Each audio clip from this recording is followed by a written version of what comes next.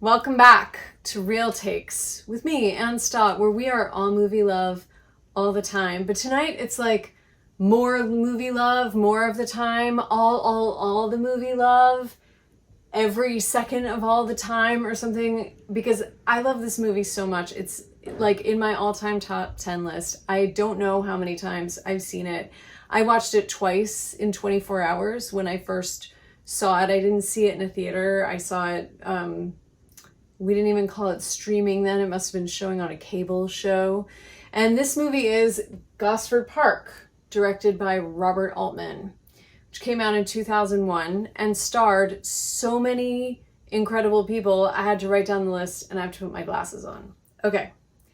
It stars Eileen Atkins, Bob Balaban, Alan Bates, Stephen Fry, Michael Gambon, Richard E. Grant, Derek Jacobi, Kelly MacDonald, Helen Mirren, Jeremy Northam, Clive Owens in actually a very important early breakout role, Maggie Smith, Kristen Scott Thomas, and Emily Watson. I mean, that's, I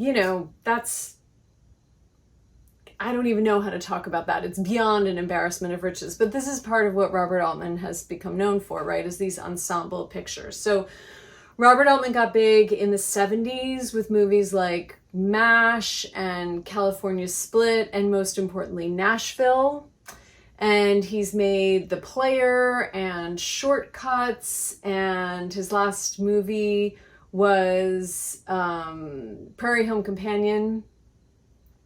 But his most important film, most people will tell you, is Nashville, where he kind of crystallized his personal style of these large ensemble pieces. In that case, characters sort of spread out around the town of Nashville, who end up having kind of intermingling lives, which is something a lot of directors have tried. And I don't know if anyone's succeeded the way Robert Altman did with Nashville. Put in the chat if you feel like there's another like intersecting random lives story that's as good as Nashville, because I don't think there is, but I'd love to hear about it if you think there is. And this style of human dialogue that is the way people actually talk in life, rather than, actors who say their lines and never overlap.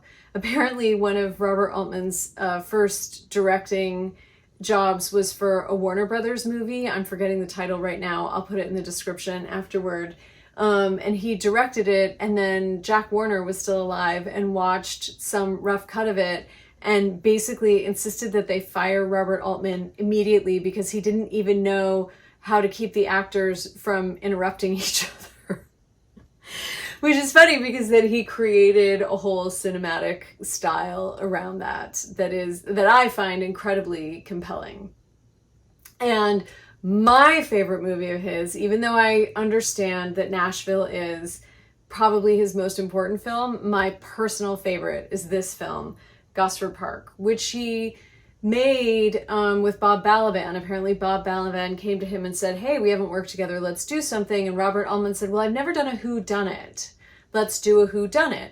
And so they started talking about Agatha Christie stories, and they were going through all the Agatha Christie stories that hadn't been made into movies, but they weren't into that. So then they just started tossing ideas around about a group of people at a country manor in England.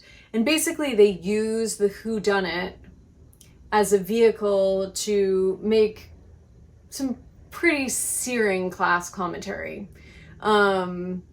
And right now I want to take a little time out for the serious film buffs here, because a lot of people think that Gosford Park is a spin on a very important Jean Renoir film from the 30s called Rules of the Game. And that film is also a bunch of wealthy people and the servants at a country manor for a weekend, and it is searing class commentary. I mean, just take no prisoners class commentary. And so people say things like, well, Gosford Park's okay, but it's no Rules of the Game. So first of all, I've now watched many interviews about the making of Gosford Park, and no one has once mentioned Rules of the Game. Rules of the Game is a farce. and Gosford Park is a whodunit. And there have been a lot of other country manor weekend films in between Rules of the Game and Gosford Park. Maybe they were using Rules of the Game too and just kind of played their influence cards close to their chest, but I don't know. Robert Altman's revealed a lot about the process of making this movie, and he's never brought that up. But here I'm going to lay it down. I think Gosford Park's a better movie than Rules of the Game. Just going to leave it at that. Now back to our regularly scheduled program. We are at a country manor for the weekend with aristocracy and servants. And there's a murder. And we don't know who did it. And we learn a lot about all these characters through the process of this weekend of trying to figure out who did it.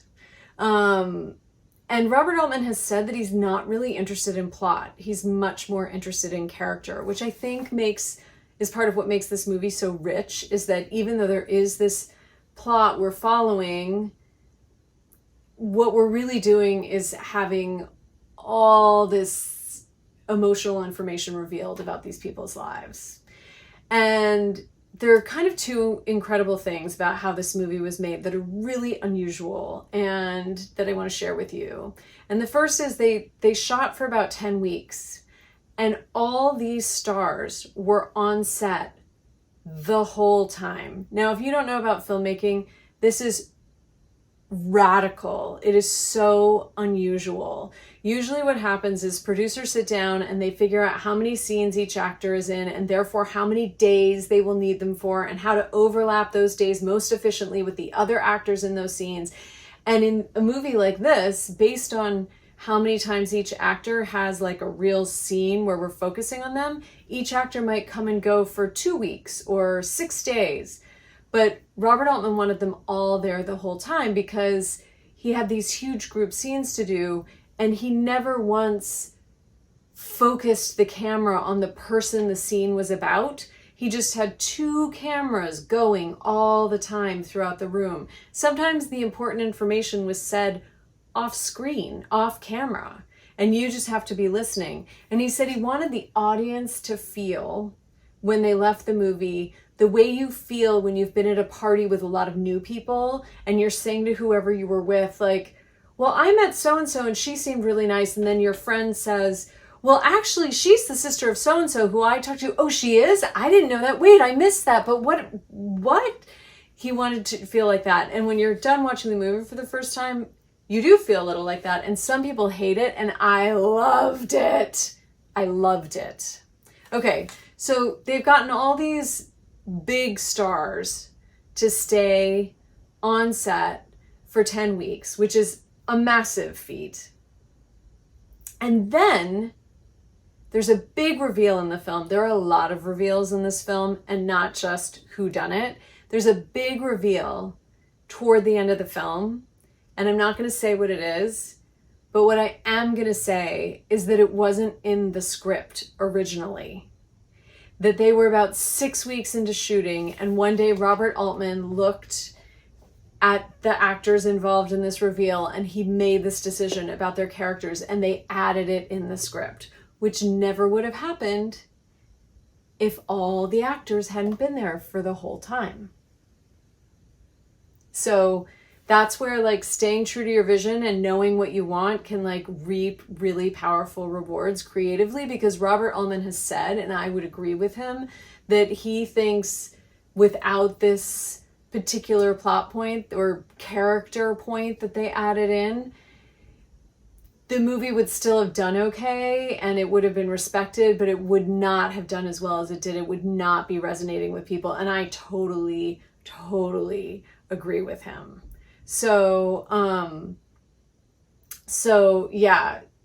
And if you have seen the movie and you want to know what I'm talking about, write a comment and I'll respond. And if you haven't seen the movie, go see it, and then you can come back and ask me and I'll tell you what it is. And one other really brave thing about this movie, so Robert Altman wanted it to be rated R, and it's not that racy. There's very little nudity. There's no real violence compared to the kind of movies that are made now.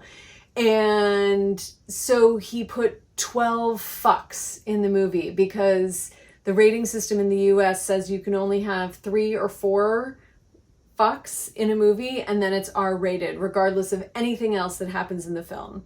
So at some point, the producers called him and said, you know, we really want to get that PG-13 rating because, you know, then more people will see it. And can we take out some of these fucks? And he said, no. I put those fucks in so it would get an R rating. And they said, but we'll lose so many people. And he said, they're the wrong people. They won't understand the movie. I don't want them coming to see it and leaving disappointed. So there's a lesson in knowing your audience and not trying to pander to everybody. Anyway, I could gush about this movie forever, but just go watch it. And if you've seen it, go see it again and appreciate all the stunning, beautiful acting, the incredible direction that carries you through, you know, that just carries you through in this really special way. I'm losing my words. Yeah, just go see the movie, Gosford Park. And thanks for being here, and butter your popcorn. Thanks for watching Real Takes. Hit the subscribe button below so the algorithms will tell you when new episodes are out. And if you want to support Real Takes, please visit my Patreon page where you can join at any tier from $2 to $100 per thing I make. The $15 tier is specifically about supporting Real Takes, and you'll get behind the scenes information and be thanked in future videos. See you next Wednesday.